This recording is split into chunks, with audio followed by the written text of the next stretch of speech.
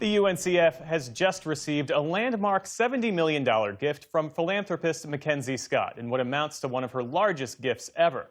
The money will be used to bolster the endowments of historically black colleges and universities, helping to close long-standing gaps in resources and financial stability. It's part of a $1 billion capital campaign that UNCF is leading to ensure that HBCUs can thrive well into the future. For more on what this gift means and the broader outlook for HBCUs, we're joined now by Dr. Michael Lomax, UNCF President and CEO. It's always great to see you, sir. So let's start with the basics. This is a $70 million gift, a historic gift. How will the money be used, and what immediate impact will students at HBCUs see? Yeah, it is a $70 million gift, and it follows on a $10 million gift, which Mackenzie Scott made to UNCF 5 years ago during the early days of the pandemic. It's an opportunity for us to try to close the endowment gap between HBCUs and their non-HBCU peers. Right now, HBCUs, if you put all 101 of them together, their total endowments would probably be in the $6 billion range. And that's to serve 250,000 students. And there are PWIs in this country, non-HBCUs, which have $6 billion of their own in their endowment. So we're way behind on the wealth gap if you're gauging wealth by what the size of your endowment is. PWIs meaning predominantly white institutions. Beyond the dollars themselves, how do you plan to leverage this gift in your messaging, in your partnerships to attract more donors and more institutional support? We're trying to make sure that people understand that we're a good bet and that their funds will be very well used, and gifts like this will help tell that story. But we're also trying to tell people just how important this gift is. In the case of UNCF, we have 50,000 students attending the 37 institutions that we represent.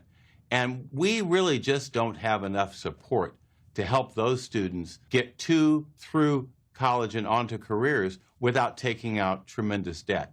So scholarships are very important for us. It's what we're best known for. And these endowments will help our institutions cover more of the costs of their students, of faculty, of facilities, and make them less reliant on debt to borrow to get those things done, or for their students to borrow and pay their tuition.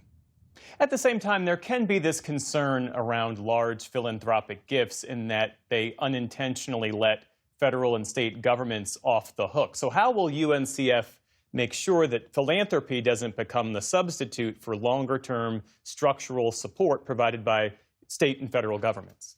Well, right now, philanthropy is not going to be leading what the federal government does. The real question is, in my mind, whether philanthropy is going to raise the bar on the amount and size of the gifts that they make available to HBCUs.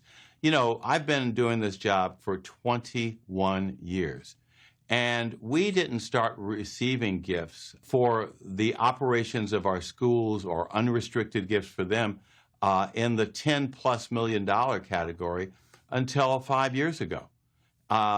Since then, UNCF, which receives no federal funding, has raised over $1.3 billion. And we've used those dollars to strengthen and support our private historically black colleges and universities. At the same time, the federal government has gave billions of dollars of additional support to HBCUs during the pandemic. And as recently as last week, the Department of Education released over $435 million additional dollars to HBCUs. So we believe that right now HBCUs are recognized as an extraordinary value in American higher education, accessible to all, and that we're really showing what you can do to support low-income students go to and through college. And we believe the federal government's going to step up. When we announced this gift this week, one of our individual institutions, Huston-Tillotson University, and their president, Melva Wallace, announced a $150 million gift from a Texas foundation, the Moody Foundation. I don't think in my entire time as president of UNCF, I've seen a gift of that size and magnitude to an individual private college. Last year, Michael Bloomberg gave $175 million to HBCU medical schools. So we're seeing good signs of increased philanthropic support. I think Mackenzie Scott is showing what individual donors can do to support institutions that have been doing the work with too few resources in the past. Well, take me back to that moment. What was your reaction when you got the phone call about this $70 million gift? I got a call with one of Mackenzie Scott's representatives, and they said, this time we believe in what you're doing. We're going to give you a gift. You'll be able to announce it immediately, and you can say it came from us. And then I said, oh, by the way, what's the amount of the gift? And the individual said, $70 million. Well, uncharacteristically, I was speechless and taken aback and very excited and profuse in my gratitude as I remain today. I've been doing this work for a long time, and I've asked a lot of people for support, but this is one of the rare instances when someone I don't know reaches out to me as the CEO of UNCF and says, we've been watching what you do, we respect what you do, we value what you do, and we want to contribute to what you do, and we want you to decide how those funds are used.